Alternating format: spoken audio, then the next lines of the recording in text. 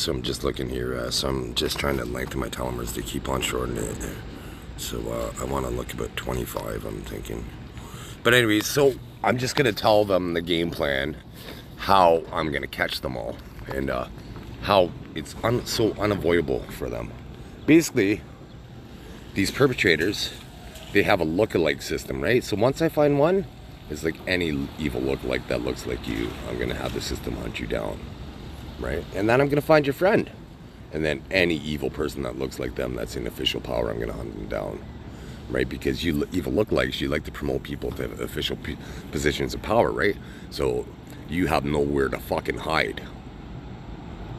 So basically, I have so much proof. Like I have yesterday, I have proof that that I look older 2 days ago than I did yesterday. Like I had bags around my eyes. I had this, see this line right here, I had another line up there that was a wrinkle that I don't have.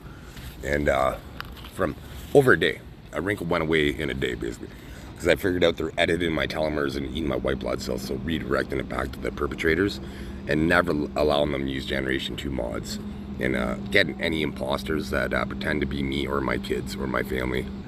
So there's going to be people that look like the former Nazi leadership in official power positions of power, like Doug Ford looks like Hermann Goering, right? So he's going to be sought after by the system. He's almost certainly an enemy combatant. But there's going to be Casey Affleck, looks like, look, I forget what his name, but something like, he was a famous, he was known for torturing people anyways. Like he was one of the high command, I just forget the guy's name. I think it was Joseph Goebbels, maybe. Let's see.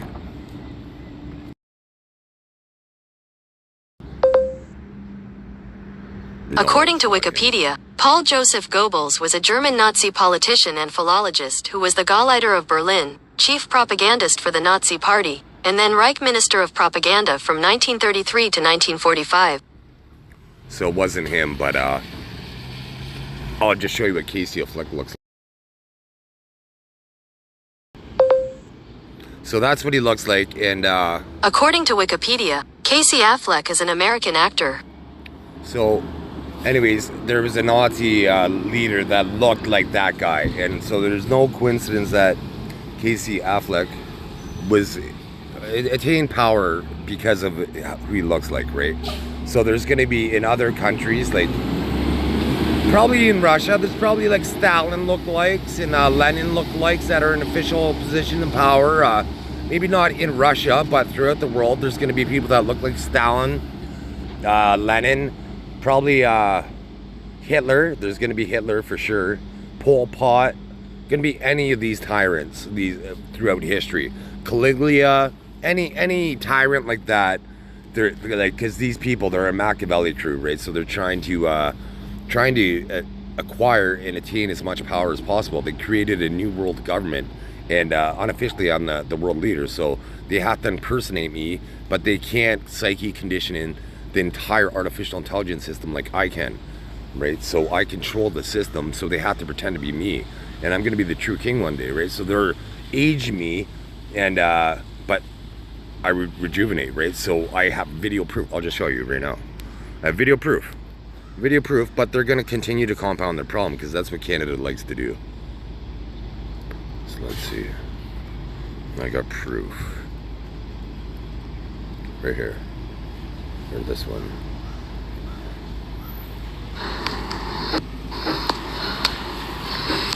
So look right here, there's no puffiness right here, and so this was last night, Thursday, August 8th at 10 or 1 p.m.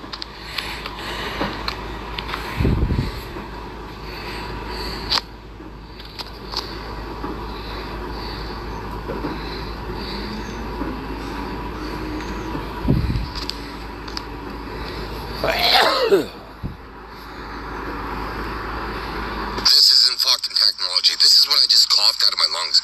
I hear it click my ear and they're making me... Well, this is hard to prove. This isn't fucking... So I'm just going to this one spot here. So that's the technology I'm pointing out.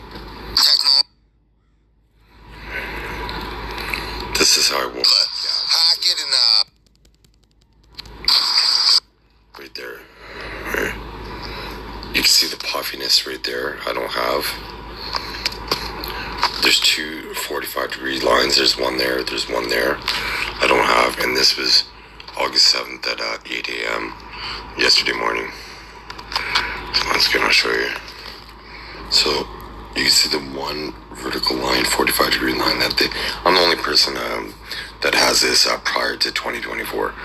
Anyways, no other person. I Google searched white men with wrinkles, and they all have horizontal wrinkles, and so occasional vertical. Nobody has a 45-degree wrinkle, and I don't have any puffiness there. Like, so who looks younger a day later? And did you see how my eye twitched there when I did that?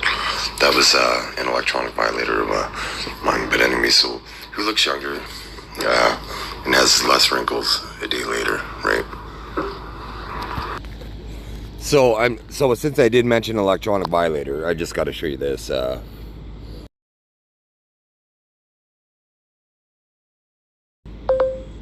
So you have to Google search specifically that computer assisted telepathy YouTube, and then this 8-minute video shows how they're able to influence decisions and basically puppeteer somebody to making a yes/no decision or manipulate them.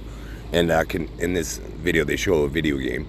But they could manipulate your life choices, buying choices. Like, they can make you buy a car. They can make you fall in love. They life rape you with this technology, right? So when I'm talking about electronic possession, you know, it is possible with computer-assisted telepathy. And I'll show you proof of it. Here is a collaboration between... This is supposed to be Daniel Craig, but it looks like Pierce Bronson more. Like, that's Daniel Craig. That's supposed to be Daniel Craig. And it looks like Pierce Bronson and Daniel Craig because they collaborated. This was the No Time to Die trailer in 2021, and between 2:06 and 2:25 in the official trailer. And if you watch the video, you would have to search on YouTube Chris Meyer Diggins like that, and then Psyche War Claim for the Throne, and watch that video. But they're like this picture is proof that they do electronically collaborate with people.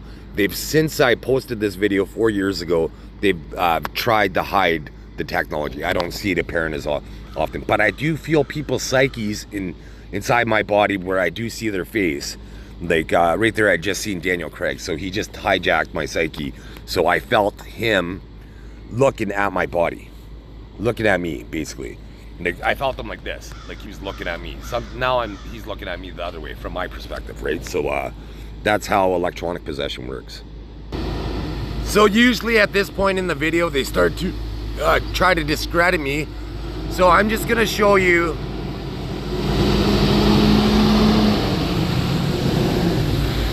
I'm just gonna play a video here, and I'll explain like how fundamentally important I am for mankind. So this is kind of a directive or a suggestion right now, but basically, so in the future, in the very near future, hopefully, there'd be a wind meter, right, for houses. Like, in each unit would have its own usage, but basically, there'd be solar panels that have an air intake, or when it's not windy, or wind would go in when it is windy, and into basically a hydrogen-powered system that could control heating and cooling in the apartment or the house, right? And so then their usage they would pay based on how much energy was used, etc., right? But one of the byproducts from converting air into power is water, right? So there'd be some drinking water as a result of it, right? So it's advantageous, right? If you're going to be invaded by an army now, because normally when they invade an invading country, they take out your power grid, right? So now if you have buildings and houses with this technology, they'd be off the power grid, so to speak, right? And so there'd be that, and having on the roofs, like basically in the future, utilizing rooftops to have some sort of organic component, like, so like say a Walmart might have a farm up there that for wherever they are in that location, and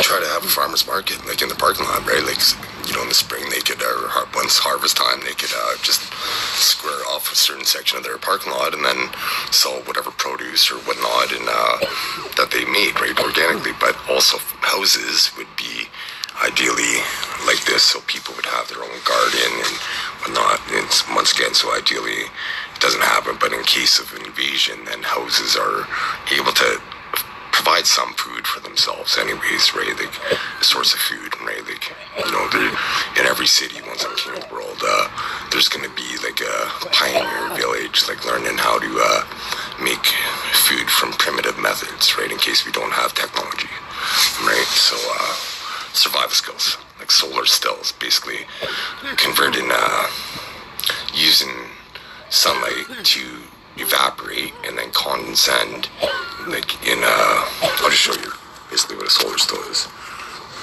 It condensates into a focal point and you could drink from there, so you could convert seawater into drink water.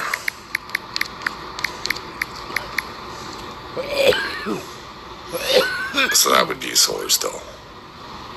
So anyways, I guess a side note here is life rafts in the future for ocean vessels will have solar stills, and all rafts will have solar stills and fishing equipment, so should they need to be rescued, they're able to at least fish and get drinking water when they're out at sea, right, to survive, increase your survivabilities.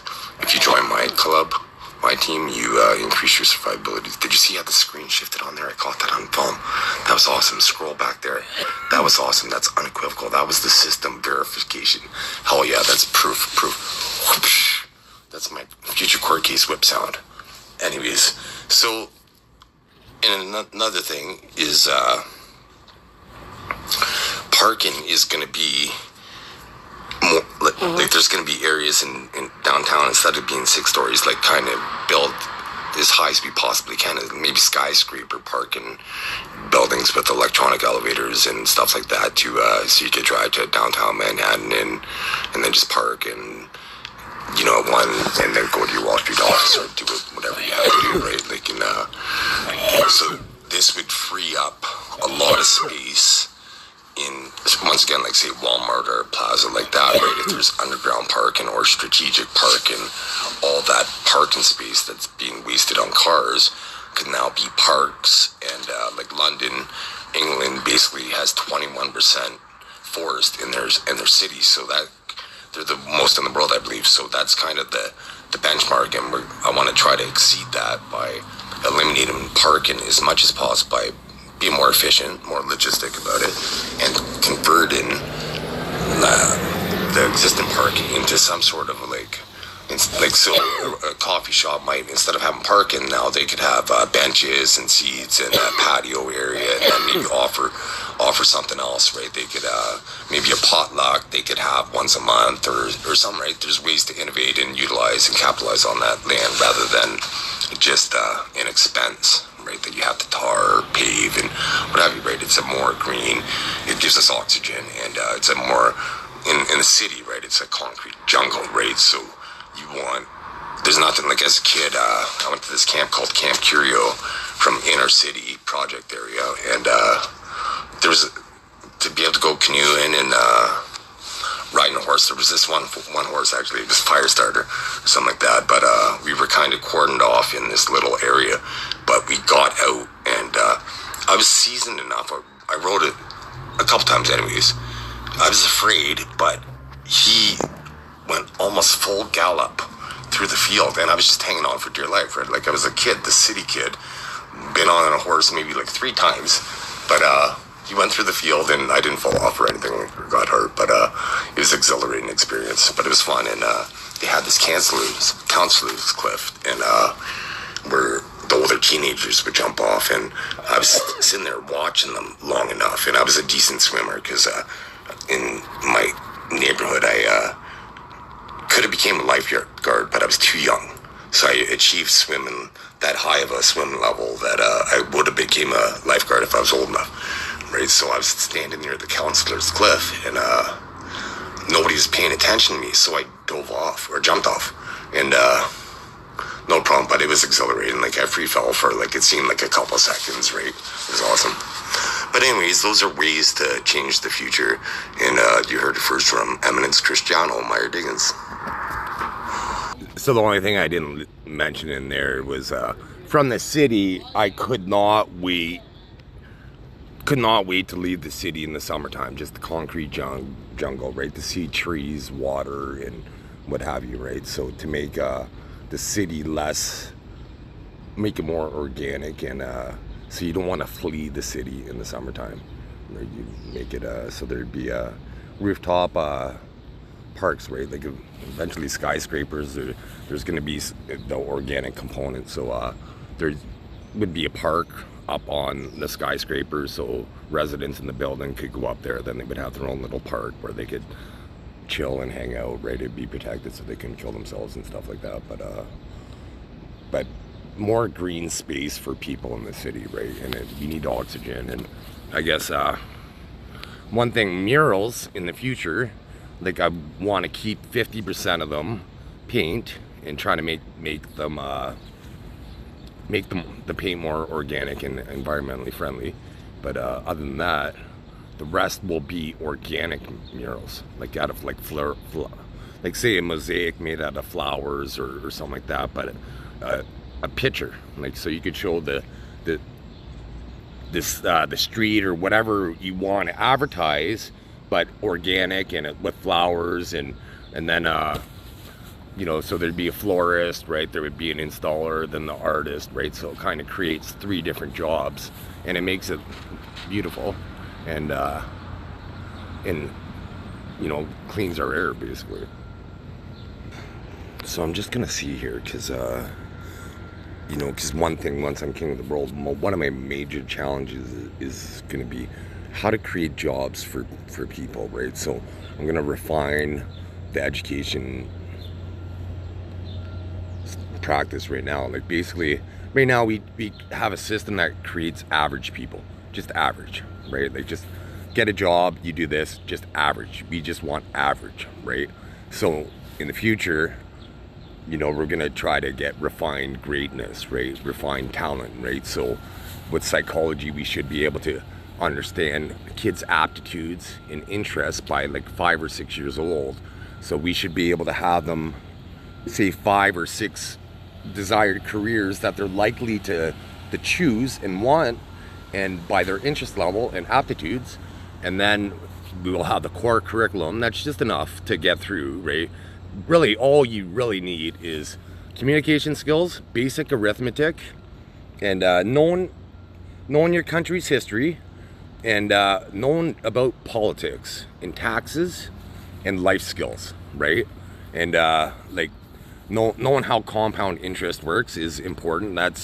That pays for your university, just understanding how compound interest works, right? Basically, when you pay interest, you want to pay it in shorter intervals, and when you get interest, they just they set me up there. They made the camera take a picture when I wasn't even touching it.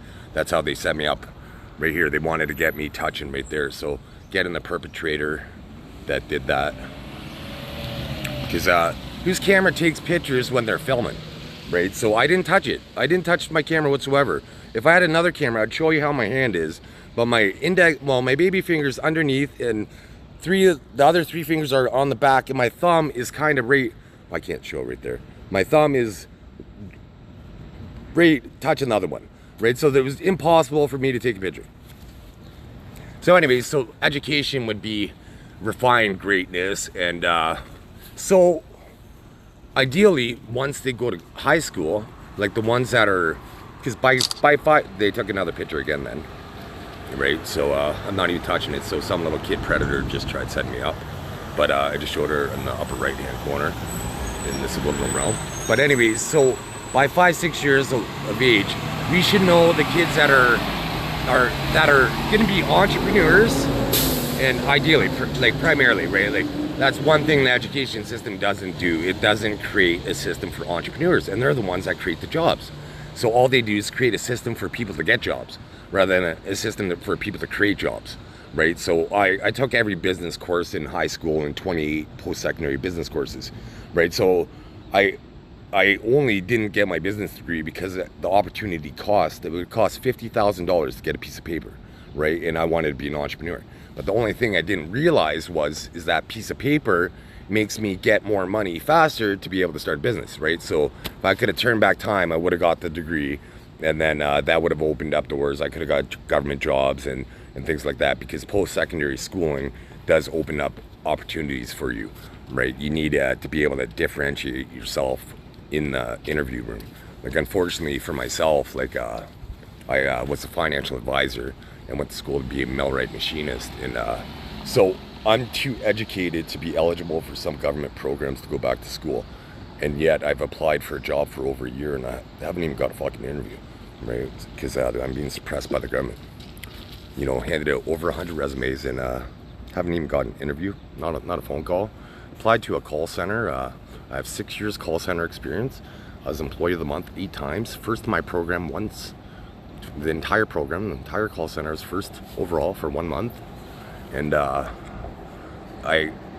my performance bonus in this one job, on my 30th birthday, I got an extra $300 a month for 10 months on my 30th birthday. So I got an extra $3,000 just performance, and this other guy got 25 bucks a month, and he was complaining, and it's like, well, you didn't try, right?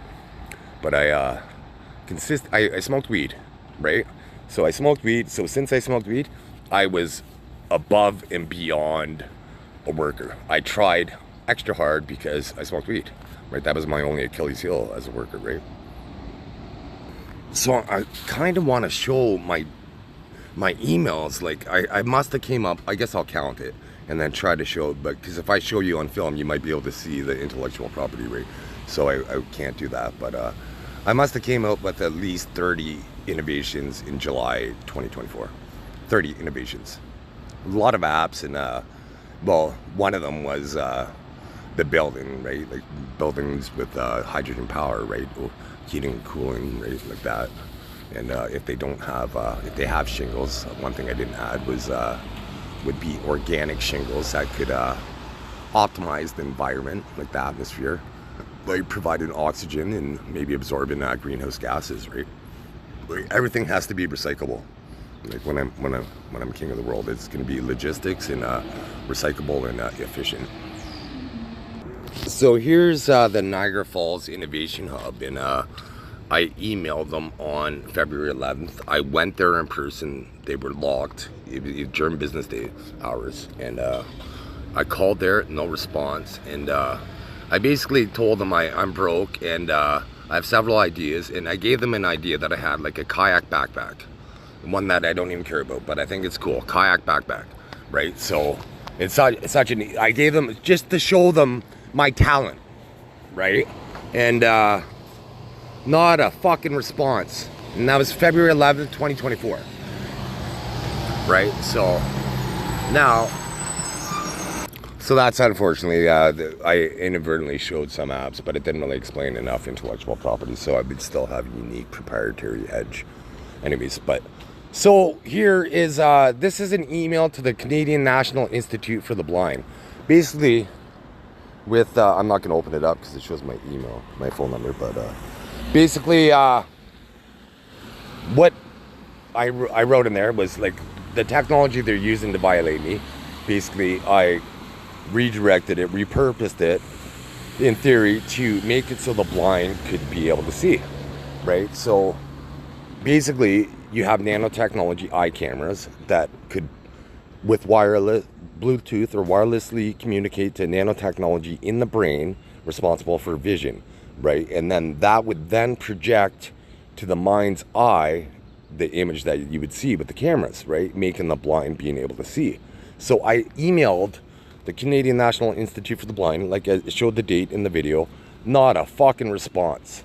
Not even a thank you, I'll pass this up to the next person that can make a qualified decision for me. Didn't even get a response. Because they're trying to suppress me, because if they keep me anonymous, then my voice isn't amplified to privatize thoughts for mankind, right? So they're trying to keep me anonymous. And I'll show you exactly how. I'll show you a song I wrote and tell me why I'm not famous. And this is what I look like when I wrote the song. This is what they would have been able to market. So I look like that, or like this, and I wrote this song. So listen to this song and tell me why I'm not famous. It's because I'm being suppressed. I'll play 4 songs that I wrote.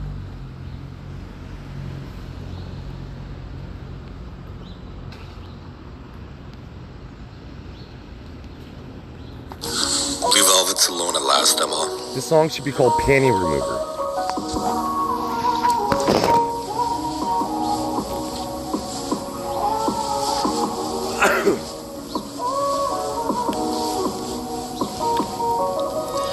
That unforgettable kiss that we both would miss. Inebriated by each other's lust, we can't get enough. It all started with words and a touch, a new flame, and one that's burned free. Just the moment is right, alone at last. Crank up the music, turn the lights down low for this party of 2. Pull them in close, taking off each other's clothes slowly. Navigating each other's bodies slowly, like it's your hobby, giving each other's checkups, impressive. You got with the other one, taking your time out to make this right, do whatever they like, and please them tonight. You could have been with another, but you found each other. That unforgettable kiss that we both would miss. Inebriated by each other's lust, we can't get enough. It all started with words and a touch, a new flavor, one that's burned free. Just the moment is right, alone at last.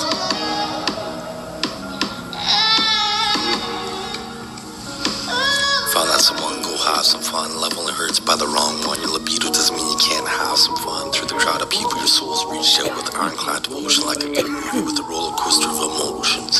Infatuated by each other's presence, the words have to be mentioned. Unconditional faithfulness eliminates much stress. Tantalized and sensual speaking is always good when it's what the other one likes. Bluetooth connected. That unforgettable kiss that we both would miss.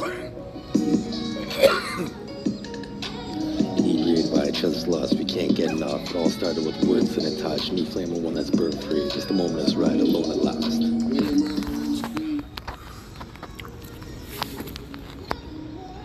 Role players stay the same, whatever adds sparks to this flame. Get them so hot they glow in the dark like a loud man. Once you put them through the pieces, loving each other's teeth.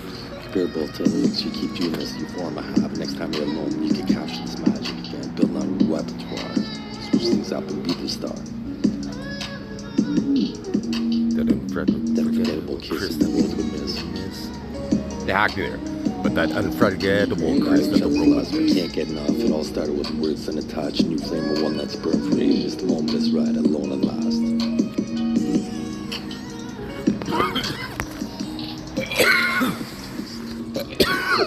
Get them loose with a massage from your skin to your fingertips as the endorphin kicks in. The most work when you see them.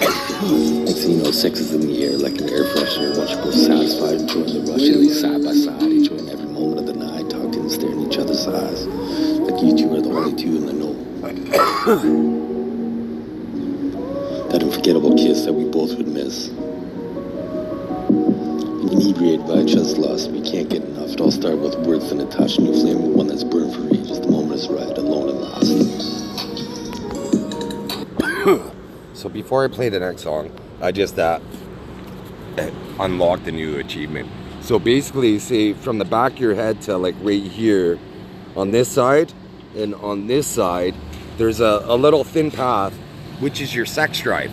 But when I was playing that song, they make kids have an increased sex drive. So the system would have to pay attention to young predators that have an increased sex drive over regular kids that don't. Because those kids that do, they would be enemy combatant kids.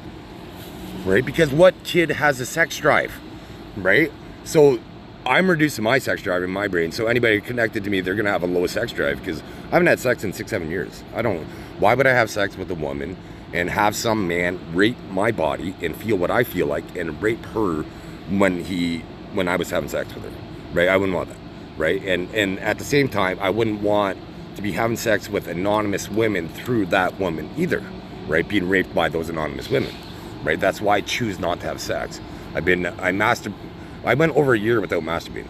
Over a year without masturbating. Probably 20 months, at least 20 months. But then it's so now when I do masturbate, I try to make them chemically castrated, like harm their reduce their manhood, and kill them with my mind. So I'm not even concentrating all the time on masturbating because I'm trying to kill my predators. That's how I'm sexually violated in Canada. So that's the great thing, because with the positron emission tomography, I know our sex drive's controlled in the human brain now, so they're not going to be able to prove that. It would have to be with the positron emission tomography, because they could hack one system, but they wouldn't be able to hack independent systems in different countries, right? On different closed circuit internets. And my Google search would reveal that I've never Googled where sex drive is in the brain, and officially they probably don't know. They don't know officially. That's the thing. Medical science knows way more than what they like. Disease is curable. They allow disease to happen to kill you all, right? They want to live forever, and they want you to come and go like seasons.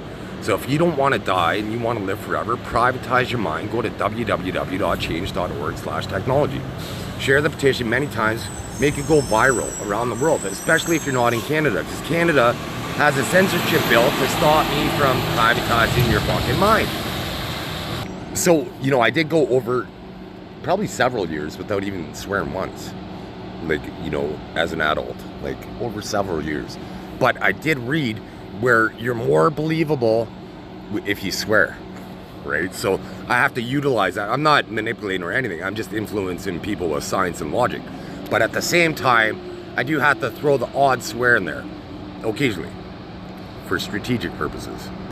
Because, you know, sure, I do have these videos for people in influential positions to make decisions, but really it's for the average person to be more relatable to them as well, right? Because once it's all said and done, I'm going to be perceived to be this special person, but I'm just a regular person, right? I'm flawed like everybody else. I have character flaws and what have you, right? Like I'm coachable though, like I grow all the time, right? They've I felt excruciating pressure from my government for the last 10 years, so I've grown introspectively over the last 10 years, and I coincidentally left my wife at the same time, right? So I had more time for myself, right? So all I did for the last 10 years is develop skills. All I've done is refined my abilities every day. All I do, all day, 100% of the day. I barely ever take a day off. Barely ever take a day off. All I do is try.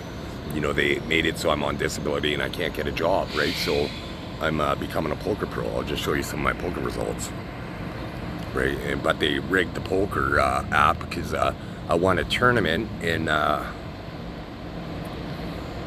So second out of 95, and these are all in July. Yeah, this is the $10 tournament. July 20th, $5 tournament. I think this was a $2 tournament or $1 tournament. That was the same day. First out of 286. This was a $5 tournament. So when I won this tournament started on July 15th at 9 or something like that. I won it on July 16th at 126. PokerStars updated their software on July 16th, 2024. And I won a tournament on June 10th, 2024. And PokerStars updated their software on June 11th, 2024. The only two times they've updated their software in the last 2 months is the day of or the day after I won a tournament. So here's fourth out of 104. I'm pretty awesome at tournaments. First out of 1,252 in a play money tournament. I've only started taking screenshots since June. So 20th out of 1534 on July 6th. 28th out of 265, July 4th. So this was all in July, right? 7th out of July 3rd. I should be a millionaire off poker alone. 3rd out of 1436, June 24th. So in three tournaments I showed you with over 1,000 opponents, I finished 20th, 3rd, and 1st in the last month. And if unofficially I was competing against pros, they're telling me. I've been ranked professional 4 times on a real money website. And here's first out of 111 in a $10 tournament. So they always set me up when I look at the 111. Right, so I guess I'll show why I'm the true king of the world now. So my grandmother told me that that her name was Ivy Cook, and she told me that I'd be related to Captain James Cook. And I see myself, my grandfather, my dad's father, who wasn't supposed to be related to Captain James Cook, but he is.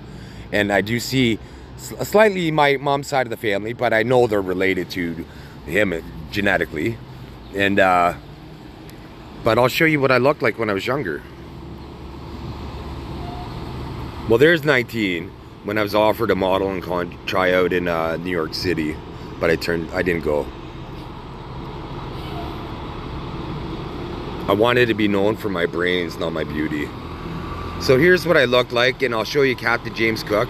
And look at the brow bone, particularly where it's whiter, that my skin's lighter. That brow bone is in my eyes. And I'm going to show you, before I show you Captain James Cook, I'm going to show you the Prophet Muhammad. And you'll see the brow bone in the eyes.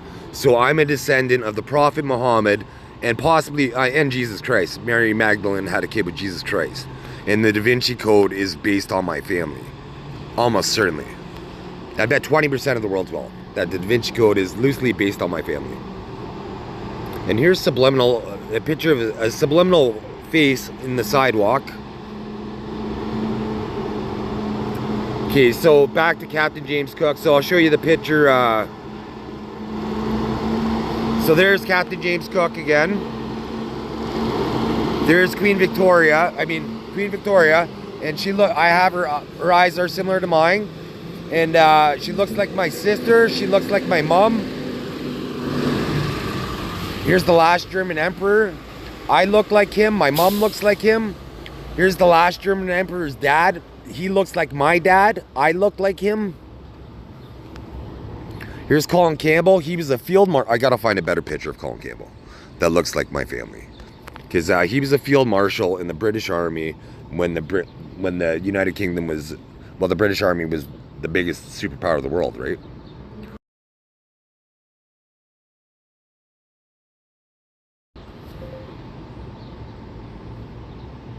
And he was born on October 20th. I'm born on October 20th. My first cousin was born on August 14th, right? So his family must be related to Colin Campbell as well, like on his mom's side. So my mom died on August 13th.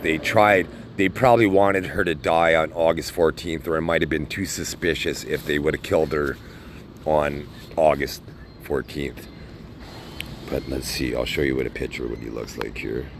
But anyways, I found out his name on the back of a royal invitation. Right here, this one looks like my family a lot. I could see my uncle, and there's one where he has white hair. I seen.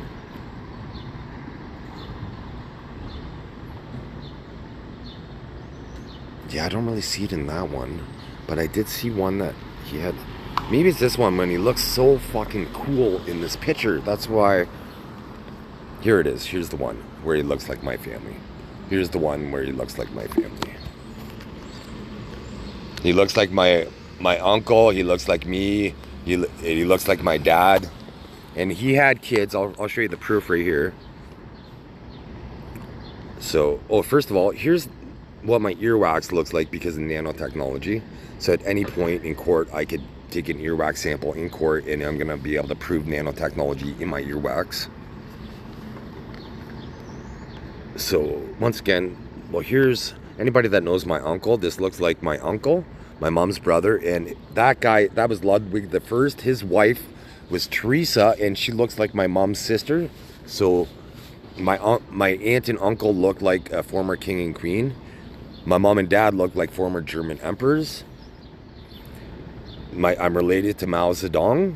You can see the brow bone, the same brow bone is Mao Zedong, and he has the same hairline that my grandfather on my mom's side had.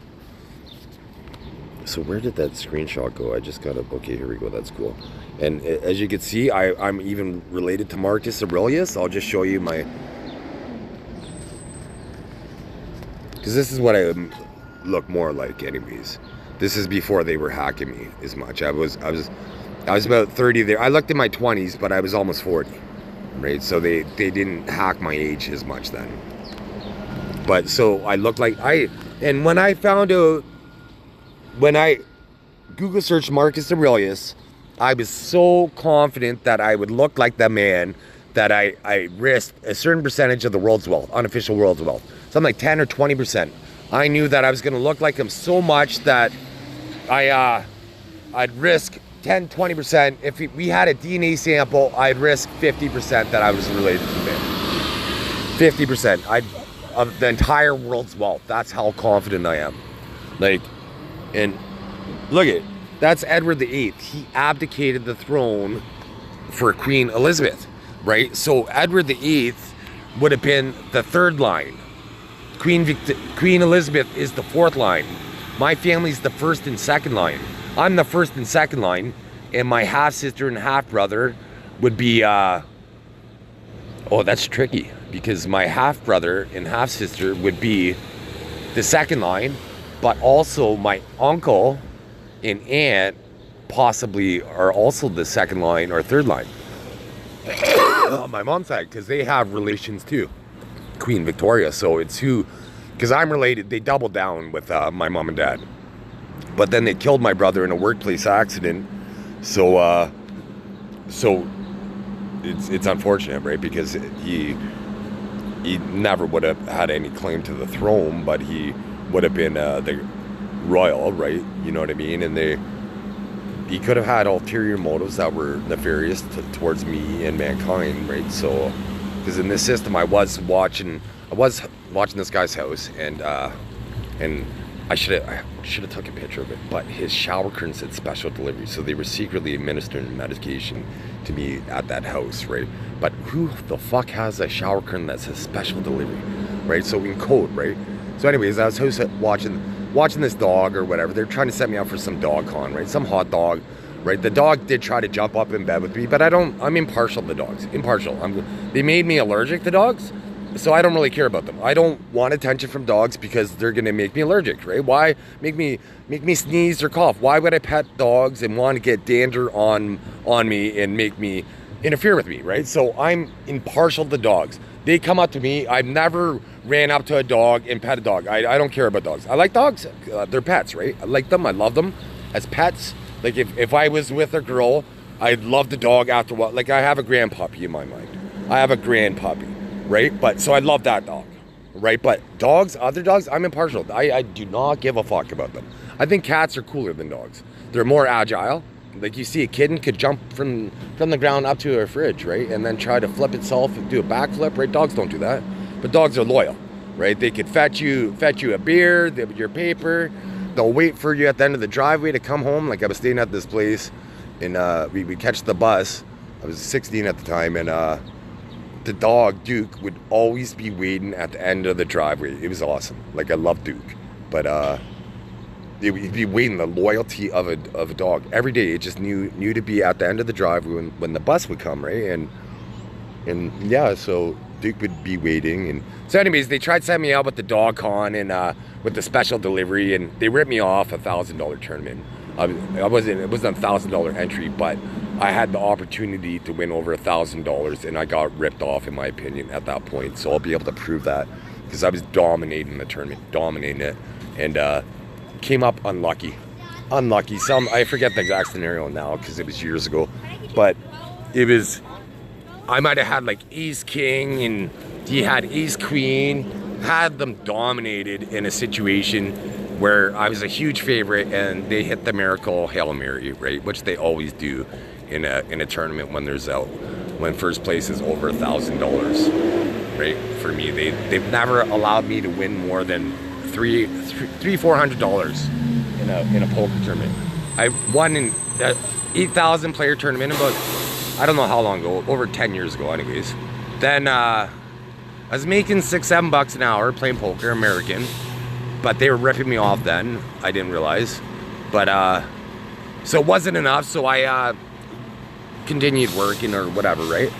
So then I didn't play poker for, they just try to make me press my ear. That's how they administer medication, so to get those people there, right? So they're trying, they think they're so cool making me do these movements on film, but I'm gonna eviscerate them in court in the future because I know their techniques. I play stupid.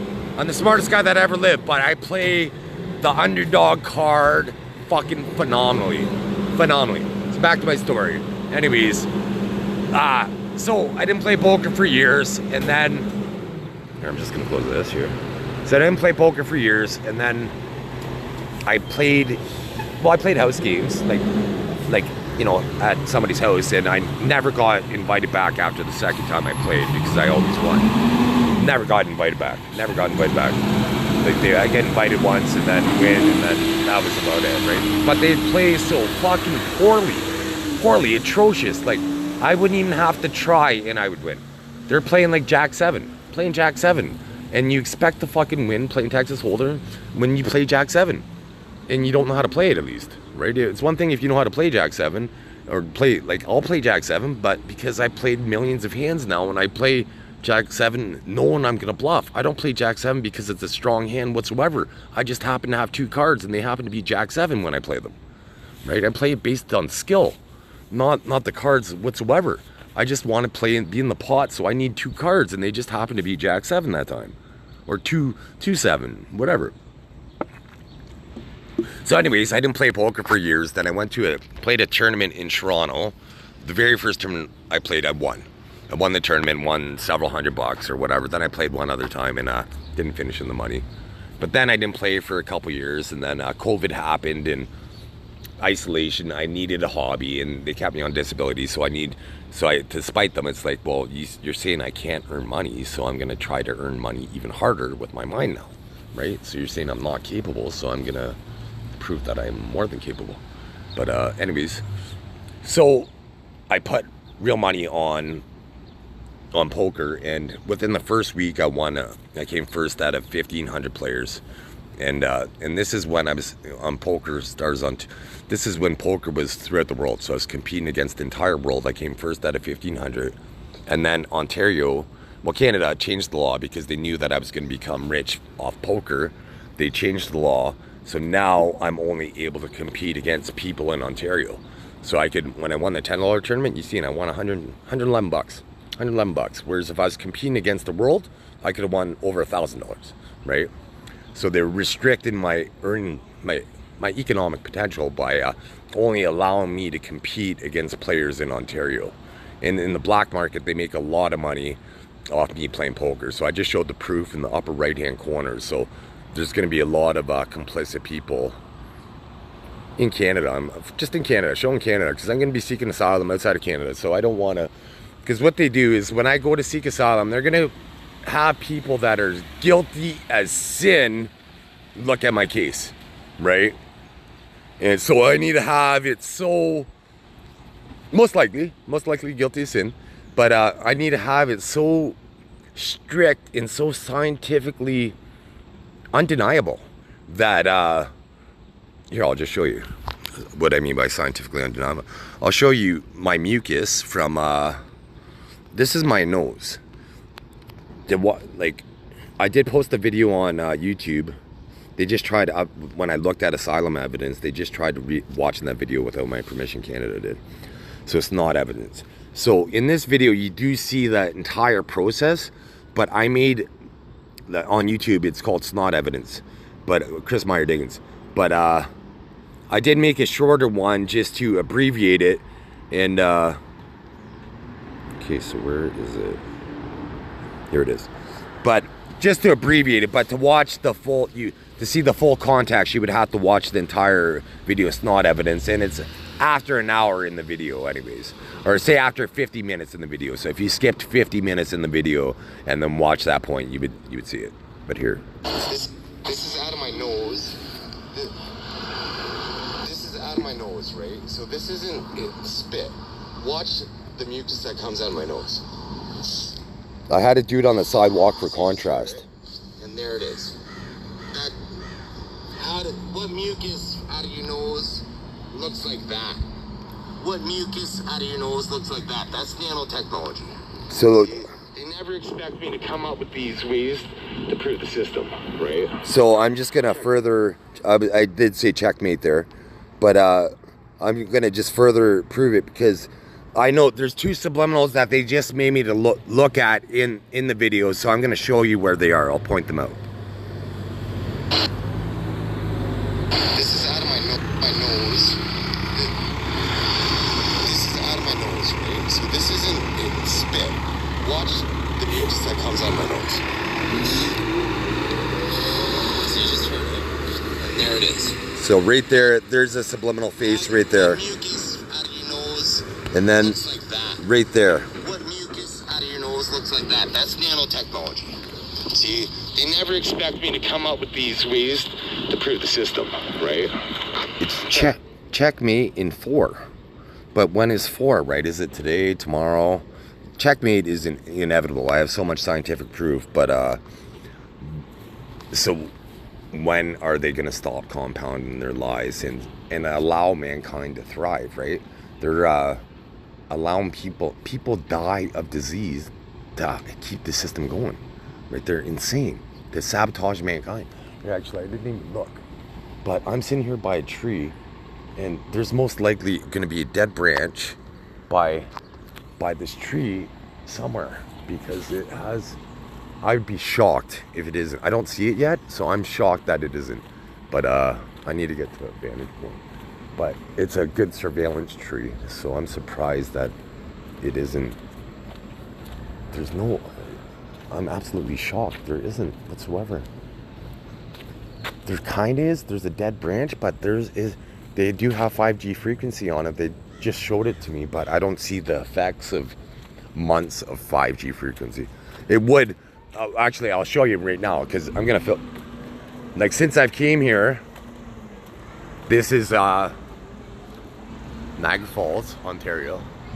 So Allen and Center Street. So this tree right here, so since I came here now, and I'm gonna come here more often to make this happen, but since I came here now, if I'm here in 2025, I guarantee you this tree on Allen and Center Street is gonna have dead branches that die oddly somewhere on the tree because of the 5G frequency. Because I've came here probably at this particular spot like several times, like say three times, and sat here because it's a big tree. If you see, there's lots of shade, right? So when it's hot, I'll sit here and have a cigarette or whatnot in the shade, right? So that the system, right, like by my dad's grave, pointing directly to my dad's grave, there's a tree branch that's dying oddly, right? Just one branch, right? So that's the 5G frequency listening to me if I was to mourn and console and think out loud, because for the longest time I did, right? I didn't realize that I was being watched by the government. So when I went to my dad's grave or my sister's grave, I'd be consoling and praying and mourning all at the same time out loud, right? I thought nobody could listen to me, but I didn't realize that there was electronic instrumentation that was listening to me out loud and then further violated my thoughts inside my brain, right? Because our thoughts are just sounds that we hear at a lower frequency, right? And so scientists have figured out how to take that sound at a lower frequency and amplify it and hear it remotely. It's no different than a radio broadcast done at one location and hearing it at another location, right? It's just transmitted, right? So, or another analogy is a dog whistle. I blow a dog whistle, it irritates the dog, but it doesn't affect my ears. So if scientists could figure out what frequency could hurt a dog's ears and not a human's ears, as if we don't have technology where we can amplify our internal thoughts and hear it remotely by bouncing signals off any dental work done and then highlighting regions of your brain, and then neurology and psychology disseminating that information and then piecing it together and speculating, and the more they watch people, the more refined it gets, right? They are looking at highlighted regions of your brain or whatever, right? It's not like it's a word pops out, right? They might have an algorithm that makes a word pop out, but really they're just looking at highlight like the sexual region of your brain, like on this side and on this side, like sex drive, right? So reducing all my predators' sex drive to zero, because I made a song for them. I'll play that song.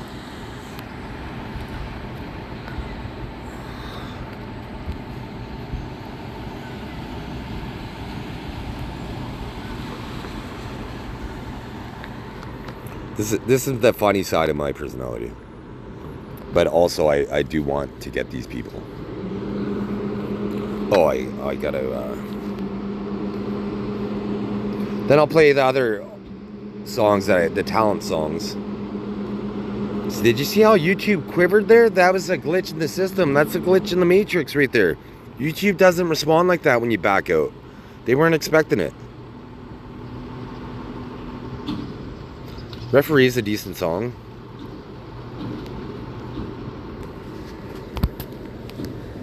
So I wrote this new song, and I'm gonna try to sing it, but I'm gonna read it, and I'm probably gonna get hacked at some point, and I'm just gonna do it in one take, because in the future I'm gonna be able to show who hacked me, and to get the ones that want to hack me right there.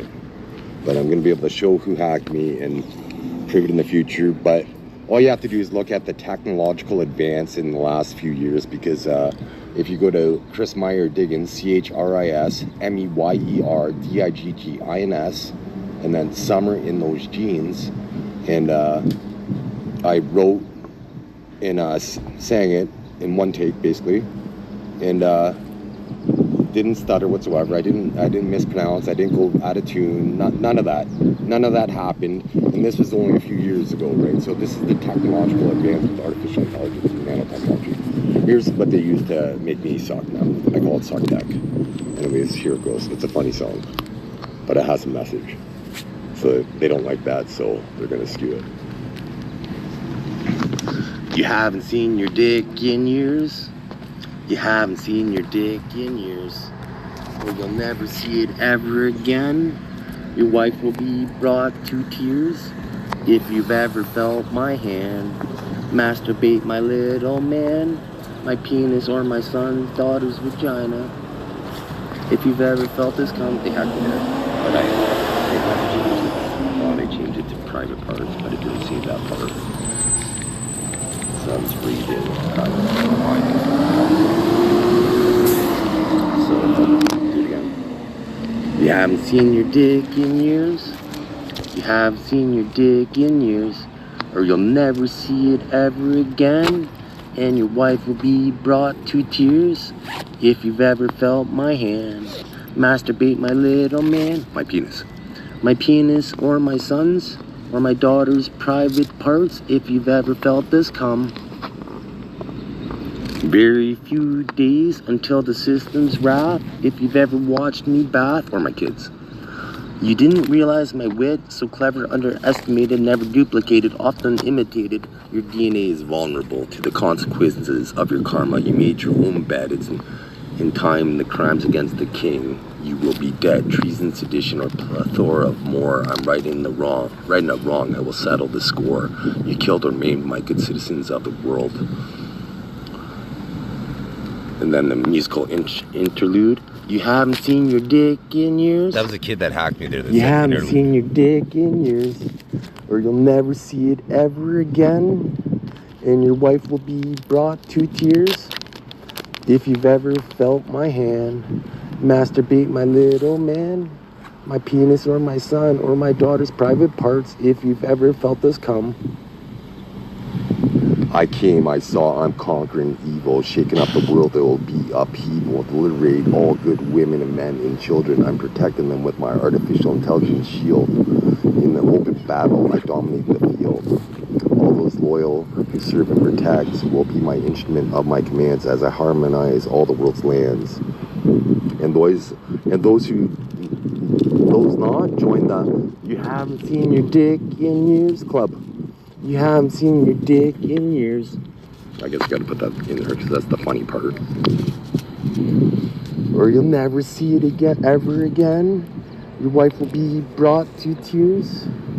If you've ever felt my hand masturbate my little man, my penis or my son's daughter's private parts. If you've ever felt this come. So that's basically it. Right here. So to get every one of those people registered that have ever felt me masturbate, or my son or daughter masturbate, and dispatching them covertly, or bringing them to justice, but in the meantime dispatching them because justice seems to sit on their hands. yeah, justice doesn't do anything, right? So there's going to be a bunch of dereliction of duty, sedition, and treason executions. You know, imagine your subordinates developing technology so the king gets violated when he masturbates or have sex and not expect consequences in the future. Like, how futile is their effort? Anyways, back to talent now. Show you some talent. Why they keep me. So here's me and my son. So the lead up to this is I guess I'm explaining it. I'll show you this. I used to live at 87 Forest Avenue. And they set me up big time in that house. I lived there for years, right? So, and there was trees that were dying oddly. Then I just didn't realize the system at that point. So I lived here.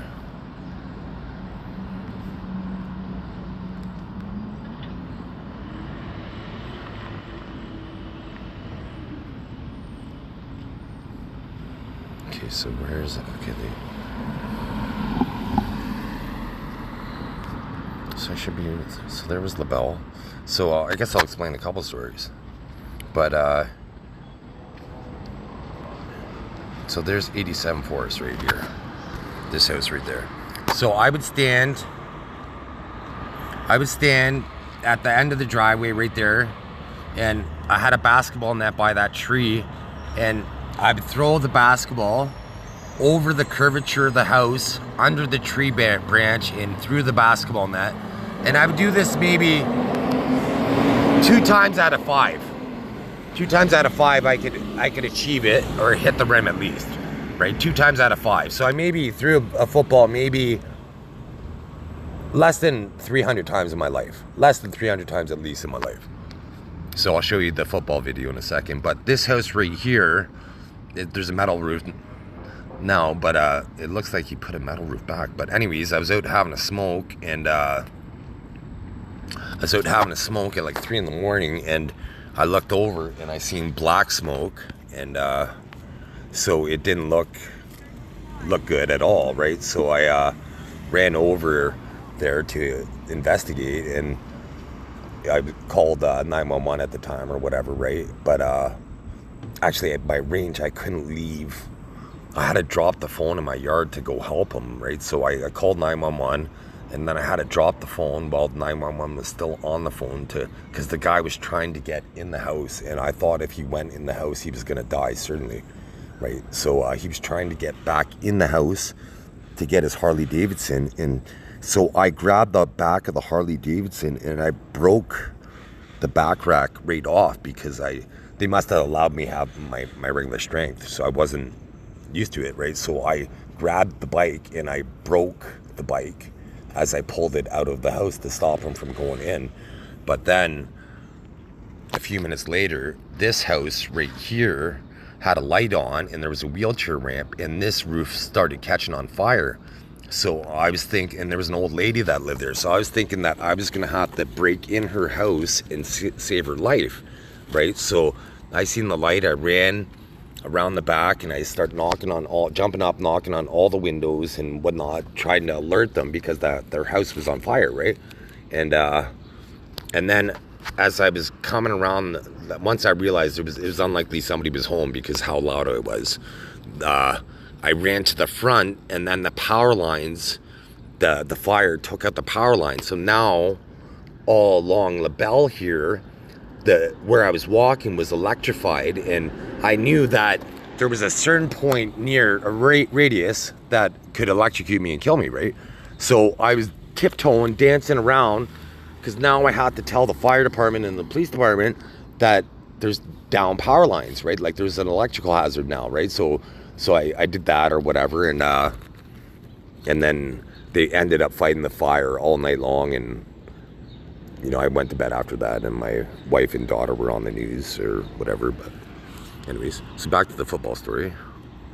So here, this is me and my son. So the lead up to this is he was filming me. I threw once. I walked over. I grabbed the camera. He walked over with the soccer ball.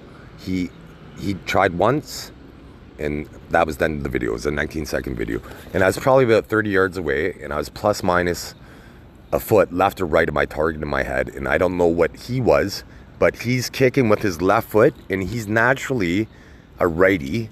But I tried to make him ambidextrous as a kid, but he just, they probably conditioned him to, but they just made him a lefty, right? I wanted, basically, if he was on the left side of the field, I wanted him to kick with his left foot. If he was on the right side of the field near the net, I wanted to kick with his right foot, right? So I tried to teach him that. So he's deadly accurate with his left foot, but he'd be even better with a year's practice training his natural leg, getting it up to his natural capabilities. He'd be even better. So he'd be the best soccer player on the planet right now, and here's proof of it. Here's some of that evolutionary talent. Here's me going bar down with the football. And my son.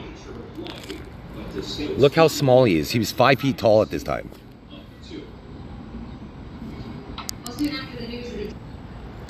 Here's some of that evolutionary talent. Here's me going bar down with the football. And my son.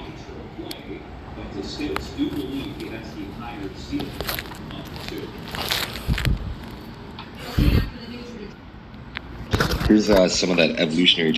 Okay, so now I'll just show you how smart I am now with in math. In grade 2, I don't know why they're trying to hide this, but in grade 2 I was offered to do grade 6 math for. Oh, here we go. I'll play this first. But my brother said that I tossed him down a garbage chute, so this video is going to prove that I didn't. And it was one of the reasons why they were able to say that I was schizophrenic. So that was one of their justifications to forming me, was a garbage chute, but I have proof of it. I'll show you right here how tiny the chute was. It was I was 12 at the time when I lived in this building. Oh, here's another one. I'll play this first, then the garbage chute one. I didn't have Tinder on one of my phones because Canada suppresses me sexually. I'm not even really interested right now because I don't trust people. I'm gonna try to install Tinder. Because I've had brand new phones out of the box when I was in Vancouver. I couldn't install Tinder whatsoever. Yeah, let's see Tinder.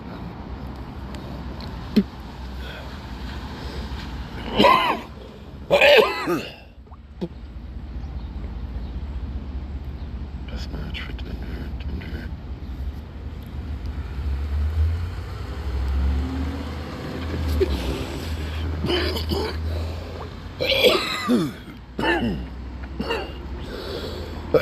As you can see, I don't even see Tinder on here. That's how restricted I am. I can't even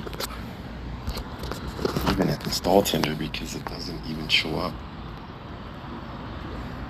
So you can watch the rest of that video. It's called No Tinder App in my or No Tinder in my app store. You would have to search Chris Meyer Diggins at the same time, because they restrict how easy it is to see my videos on YouTube. You have to put my name in the search verbatim.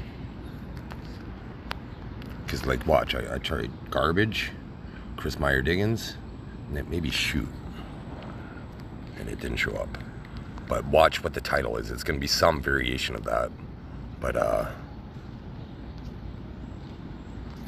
like, why is it showing all these people? Why wouldn't it show Chris Meyer Diggins videos if right? They're trying to they don't want this one, so I'm gonna just pause it till I find it. Okay, so was it? I'm just gonna change the title of this. Let's see, because it was crushing dumpster myth. So I got to garbage shoot.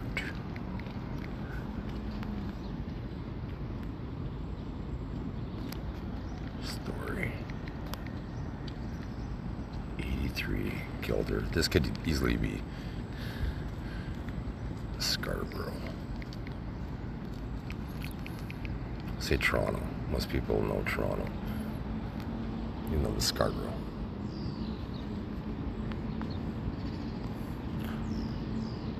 So now, why did it make...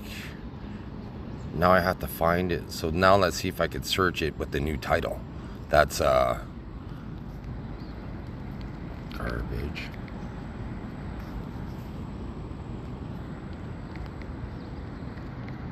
So I should be able to just type in garbage chute, Chris Meyer-Diggins.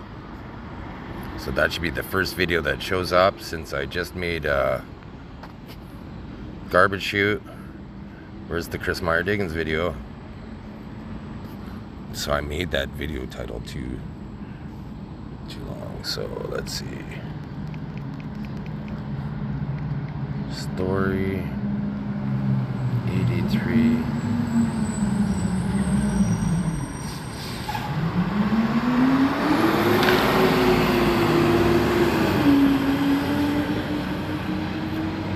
So that looked like the exact verbatim.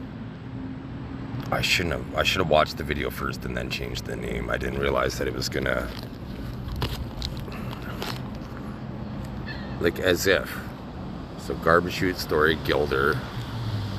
So, well, I did put 83 Gilder, right? So as if the algorithm won't pick up 83 Gilder, Toronto, Chris Meyer-Diggins.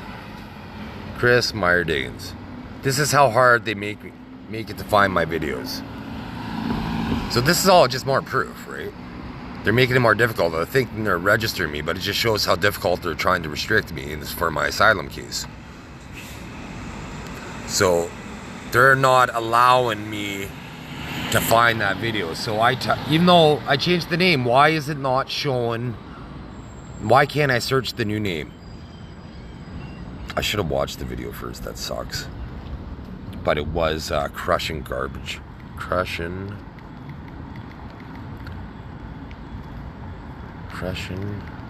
dumpster.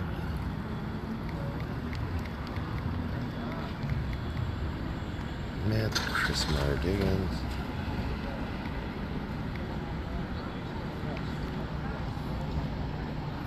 Okay, so here it is. Crushing dumpster myth. 83 Gilder Drive, we're number 4. So long and short, I'll just explain why I'm here is, and more or less, when I arrived back from Canada seeking asylum from Denmark, the police were waiting for me at the airport. I'm like, okay, well, what's this? I didn't let anybody know, even Canada, didn't let anybody know I was coming back. I was coming back, and I used to live right there. And anyways, so, like, see, anybody knew I was coming back, so I get to the hospital, and the doctor's like, well, your brother said that, you tossed him down the garbage chute when you were a kid. I'm like, oh, really?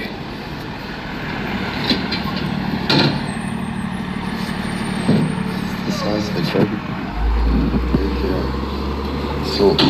So the garbage chute, it's enough for a small white bag to fit down the garbage chute, and there's no medical records of it. Was on the 4th floor, right? So he would have been like a fucking pinata all the way down the chute. Where's his lacerations? Where's the medical proof? He would have went to the hospital or the doctors, right? I was 12 when I moved out of here, and he was about 10. So maybe if he allowed me, but there was 0 medical records whatsoever that he was ever tossed down. And this is on the 4th floor. So really, that's twice. There's twice that, that they use that he's like, oh, he threw me down the garbage chute. And it's like, whoa, that's not even possible, man. Like, how could you do it? Like, would you feel stiff? All down? Like, come on, that's impossible. And I'm gonna keep this recording until I get to outside the building.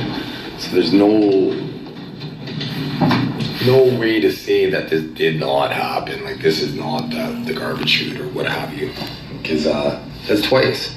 That they, because of this evolutionary DNA that they're trying to justify drugging me and stealing me to hide it. They even tried covertly killing me many times a day. And once again, whenever I do, that's when I call people. So anyways, so I'm just gonna get outside here and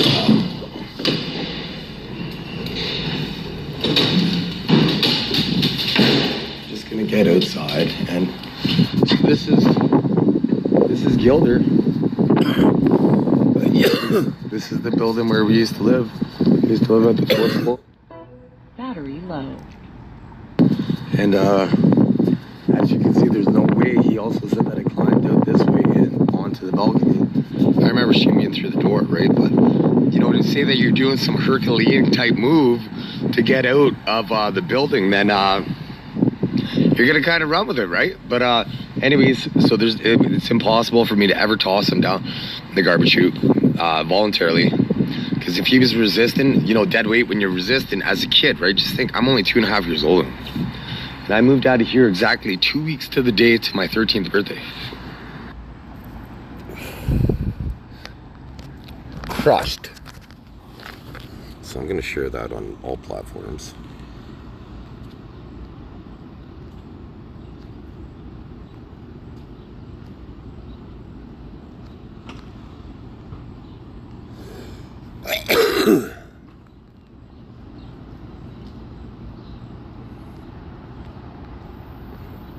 I'm even going to share this on... I was hoping the site was better, but it seems to be more American, so more geared towards Americans, but... 83 Gilder Drive, where, you know, we're... number 4. So long and short, I'll just... Yeah, that's right, it didn't work. So anyways, there's that. So I guess back to the talent now. So show you where the talent, why they suppressed my talent. So I guess I was telling you, so in grade 2, I was offered, there's going to be proof of this, I was offered to do grade 6 math for half the day. But I decided not to, because they should have made my parents make the decision for me, really.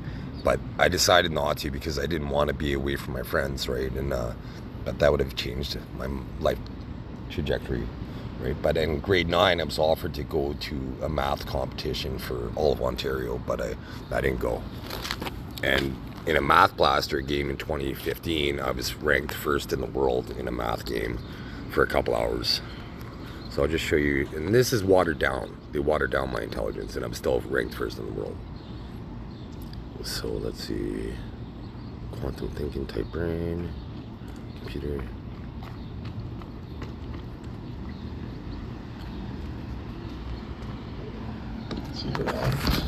But I'm going to write down any two numbers and simultaneously talk while I'm doing some math. And the numbers are going to be 78 times 48. So 78 times 48. So being able to think about my brain being the influence for quantum computing is very simple, because I'm able to do this because I have that genetic advantage that other people don't have. So very simply, I was able to come up with 3,744. Let's see if I'm right. It's right. Well, my brain wasn't. But you can watch the rest of the video. It shows my animosity towards American Canada at that time, because it was the Donald Trump and Justin Trudeau regime to me. Showing subliminally how Donald Trump violates Republicans and Americans. So that's one video. So that's my quantum computing type brain. So now back to how creative I am. So let's see. So this is, so I played Alone at Last. So this is a country song I wrote.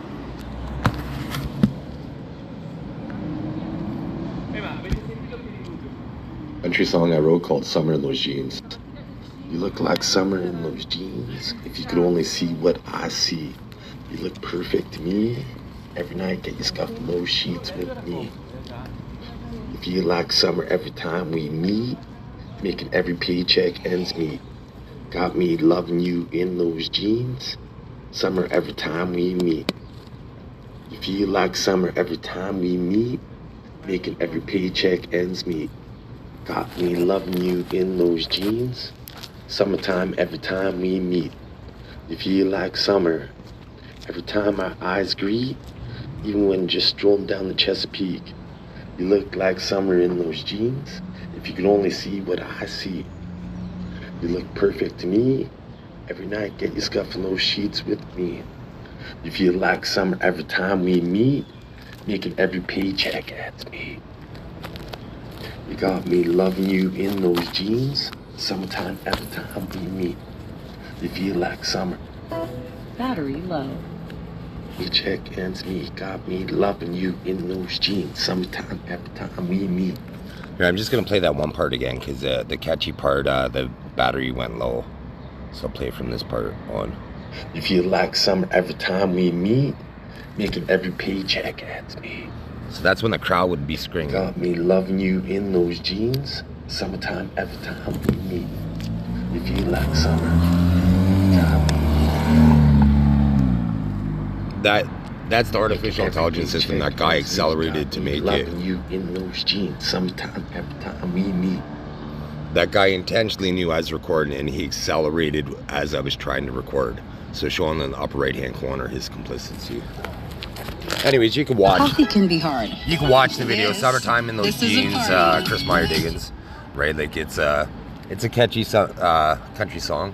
But the newest one I wrote that's pretty catchy. I wrote a couple catchy songs, but here's a. I'm just gonna wait for the traffic. There's gonna be a loud bus.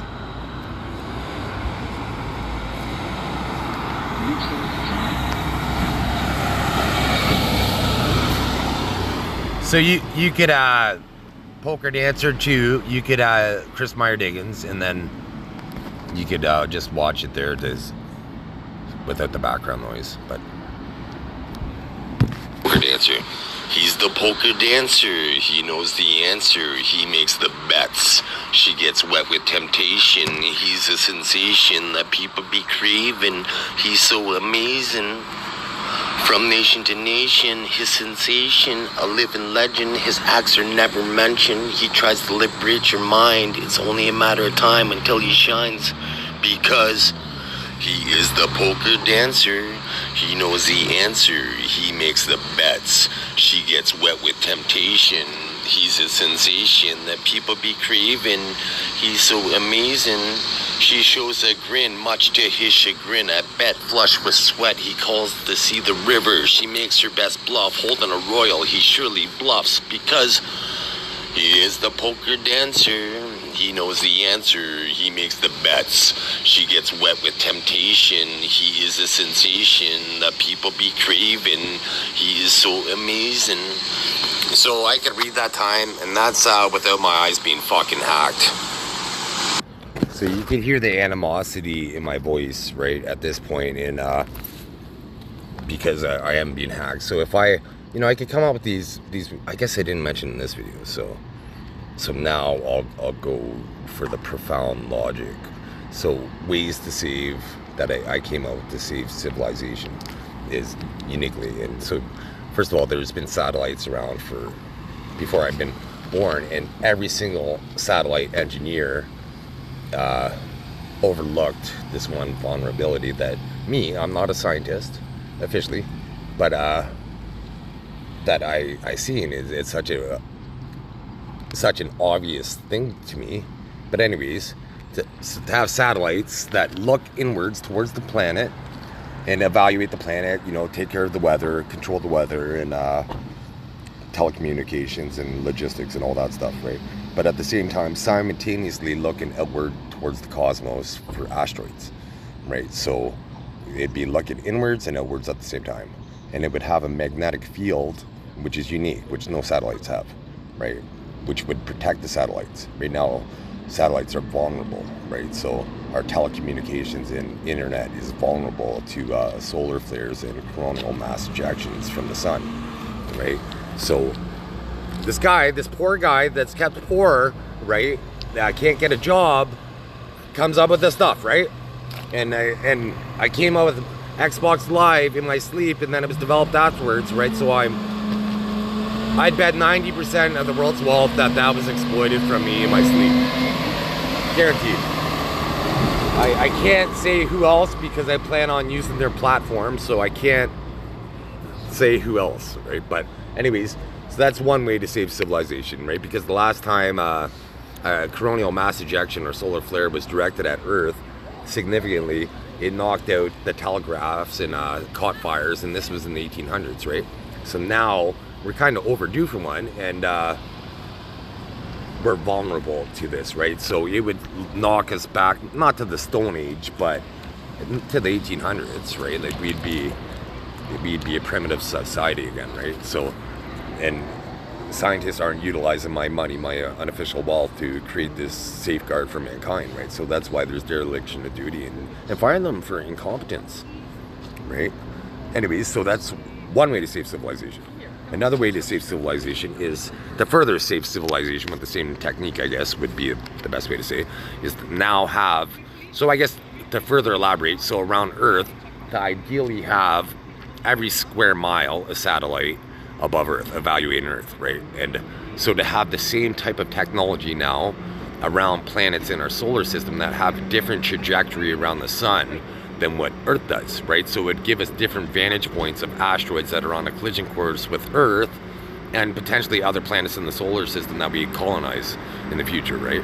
So we'd be able to calculate the trajectory and then be able to either go, like redirect it or mine an asteroid, and then whatever's left over we could make it crash into Jupiter and have our telescopes look up at it and be some sort of celestial show, right? Rather than with right now, if it comes from the direction of the sun, we could have less than a few months, right? So we have basically no time, right? It's survival is perilous at the, and people, they're so stupid, and they made a movie, but they would make this decision. They would, like, so just say an asteroid's come here, they would risk trying to redirect it and mine the asteroid, and risk destroying Earth, right? The fools, remember, they're fools, right? Because there's trillions, if not more than that, of asteroids that we can mine in the asteroid belt. So why would we risk mining one asteroid that could destroy our planet, and when we have many asteroids that we can mine in the future, right? So these fools would risk it though. Like, that's how inherently foolish they are, right? They would make that decision, right? So restricting them from ever making that decision. So once again, so it would have the magnetic field around the satellites orbiting around the planets in the solar system, going around the sun, looking for asteroids with trajectory towards Earth, right? So that's say 1.5 ways to save civilization.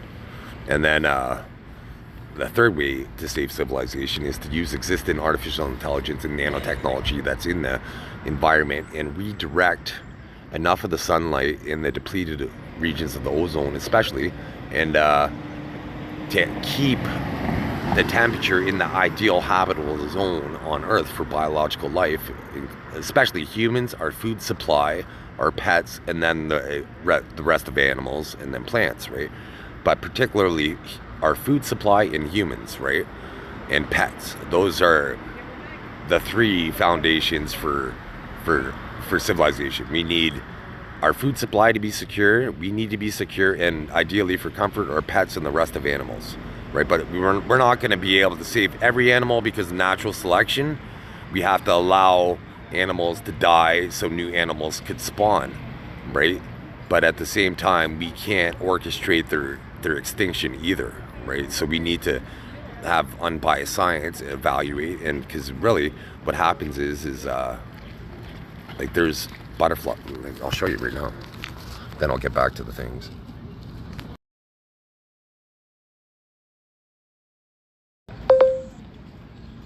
So evolution for this butterfly made it so it looks like a predator, so it won't get eaten, right? So evolution is intuitive, right? So that being said, like when an animal goes extinct, there's now a new market niche that evolution senses, and then eventually spawns life. Like life evolves from that, from a predecessor species, right? Like when the chicken evolved with having eggs at the same time, right? Before, the predecessor species to a chicken was live birth, and then the very first chicken was had eggs, right? They simultaneously they came out with eggs, like went from live birth, one birth, and then eggs birth after that, right? Because it would be impossible for how could they warm the egg with because the live birth parent, it wouldn't be their natural inclination to sit on the egg and warm the egg to to keep it ideal how a chicken does, right? So when the chicken spawned with eggs, that would have been its natural, its DNA would have told it to nurse the egg by sitting on it, keeping it warm, the ideal temperature, blah, blah, blah, right? Where if it was a live birth parent that had eggs, it naturally wouldn't have that drive to sit on that egg, right? Oh, so here's another thing, another observation to prove that a lot of disease is manufactured is why don't we see Down syndrome in pets, cats and dogs particularly? They have a higher incidence of malignancy because there's more stillborns, right? They have a higher incidence of dying, right? Where humans, we're almost so guaranteed to survive to adulthood that we only have one baby at a time, sometimes two or more, right? We're so guaranteed, so it's so unlikely that we would have any genetic imperfections that biology and evolution is saying we only need one chance to reach adulthood, right? So why does humans have way more diseases than animals? It's because it's man-made and manufactured, right? So I did see a Down syndrome in a tiger, and it almost certainly was manufactured. But we should be seeing Down syndrome in cats and dogs all the time, right? And because there's almost a stillborn every litter, right? So there's such a high incidence of death and malignancy in these animals that we should see more often, right? Like look at the variety in cats, like their eyes and stuff like that. Those are all genetic mutations, right? So there's a higher likelihood of disease when there's genetic mutations, but also it causes evolution eventually, right? With humans, the royals were interbreeding, so they started to look fugly at points, and but then it spawned evolution, right? And now I'm biologically immune to disease, right? But there was the royal disease hemophilia, right? So before evolution happens, disease happens, and then evolution spawns the cure, basically, right? No different than the butterfly being able to sense that it needed to look like an animal to protect itself, right? Its evolution intuitively knows what to look like. There's snakes that look like poisonous snakes that are harmless. How could a snake be like, hey, I want to look like this poisonous snake, right? Evolution did that. So it's intuitive. So I guess back to, so I was on the third point, to save civilization. So that was redirecting the sunlight around the depleted regions of the ozone, ideally. So I guess so really it would be 3 ways to save civilization. Again, so this would be kind of 1.5 to that. So now with the artificial intelligence, nanotechnology that's in the system, once it expires or it can no longer facilitate its mission anymore, it could encapsulate and particulates and excess greenhouse gases to reduce global warming even further, right? Enhance in civilization, because I want to live forever. I don't want to live in a spacesuit to live forever on Earth, right? Like, so that's the last thing I want to do. So there's that. Well, I guess I'll tell you several war technologies, and then I'll end the video. But anyways, I'm seeking asylum in a country that rewards me. I have biologically immortal DNA. So all you would have to do is have an unbiased blood sample of mine and see what it does under an electron microscope that could see the nanotechnology, and uninstall the nanotechnology and see that my blood reacts differently than every other person on Earth but my 2 kids. So that being said, any country that does give me asylum has the potential to have a generation of these biologically immortal super people, right? So I said that they just drugged me there. They didn't like that in Canada particularly, right? Because this is my Seeking Asylum series. But and look, they just made me look at a Canadian flag. Wait, right over here when I said that. Right up there. It said register the government right there. Smartest guy on the team. Smartest guy on the team. But anyways, so I guess I'll play one more song to show my talent, and then I'll end the video. Poker Dancer, I love Poker Dancer. It's you know, when I sing song, I can't sing songs when I was making poker videos, so without copyright infringement, so it made me want to start writing songs again so I could hype my own music. Like that would, if I was in a poker tournament, like say the final table, that I'd want that to be my entrance song. He's the poker dancer, he knows the answer, he makes the bets. She gets wet with temptation, he's a sensation, the people be craving, he's so amazing. Eminence Cristiano Meyer Diggins. It's gonna be my future name. So anyways, so your videos, here we go. Illuminator's a good one. I guess I'll skip to the very end because I'll watch from here on, but you can watch the full video once again. Illuminator, Chris Meyer Diggins. Alter my testosterone in my voice right now, and then now's estrogen when I add estrogen to my brain. Testosterone, estrogen. All the world's wealth mode, as only I can psyche condition. I gotta see when I started over.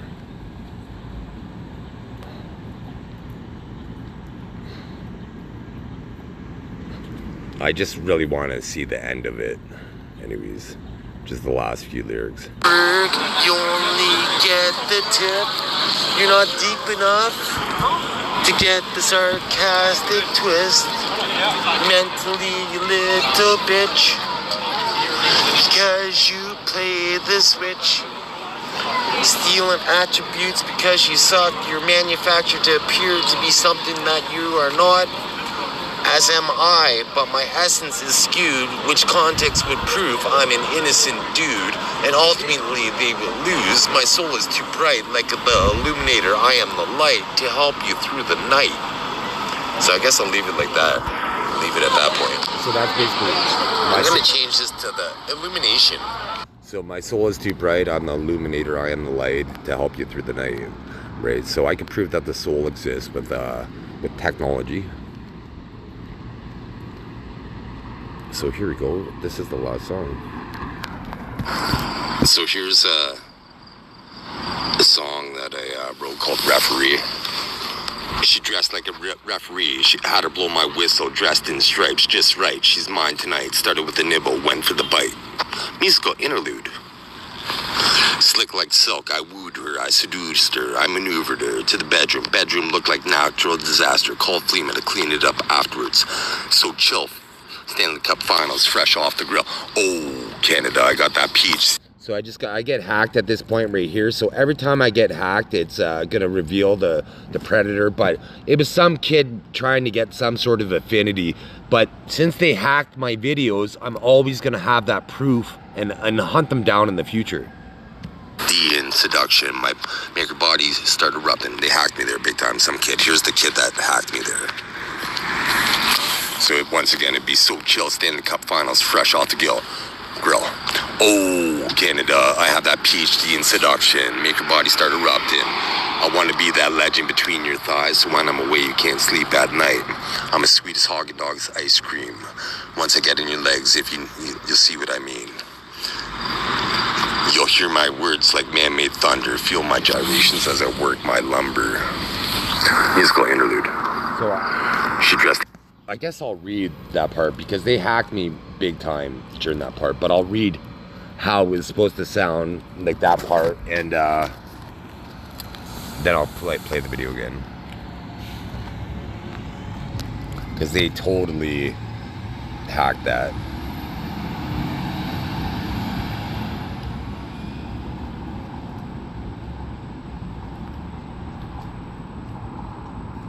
So I'll read it here. Slick like silk, I wooed her, I seduced her, I maneuvered her to the bedroom. Bedroom looked like natural disaster, called Fleeman to clean it up afterwards. So chill. Stanley Cup Finals fresh off the grill. Oh, Canada, I got that PhD in seduction. Make your body start erupting. I want to be that legend between your thighs, so when I'm away, I can't sleep at night. I'm as sweet as Haagen-Dazs ice cream. Once I get between your legs, you'll know what I mean. You'll hear my words like man-made thunder, like feel my gyrations as I work my lumber. They hacked my eyes there, but that was more smoother and mellifluous, and that was only the second time I read it, right? But as I was reading the paragraph, my vision, it was getting harder and harder to read. So showing the predators that did that. Musical interlude. She dressed like a referee, had her blow my whistle, dressed in stripes just right. She's mine tonight. Started with the nibble, went for a bite. So they're putting subliminal metrics where I'm trying to read, and right here where I read. Slick like silk, I wooed her, I seduced her, I maneuvered her. Up to the bar, body shots, of course we took it too far. The bar became a scene, if you know what I mean. Unbuttoned my collar to let off some steam. Checked her specs in high depth. Damn near lost my breath. Musical interlude. She dressed like a referee, had to blow my whistle, dressed in stripes just right. She's mine tonight. Started with a nibble, went for a bite. So I would have been able to do that cohesively if I wasn't hacked and they weren't trying to subliminally set me up. So here's all the people internationally. There's all the people that were trying to set me up, reading the song to skew my influence. But in the future, people are going to see how smooth and mellifluous I am. And for instance, I can adjust the testosterone or estrogen in my brain. So in 5 seconds, I'm going to make my voice deeper. Now my voice is considerably deeper because I added more testosterone to my brain. But now my voice is softer because I added estrogen to my brain, right? So I can make myself more mellifluous or more sensual, right? Or if I can make myself more aggressive by adding testosterone. Anyways, that's the show.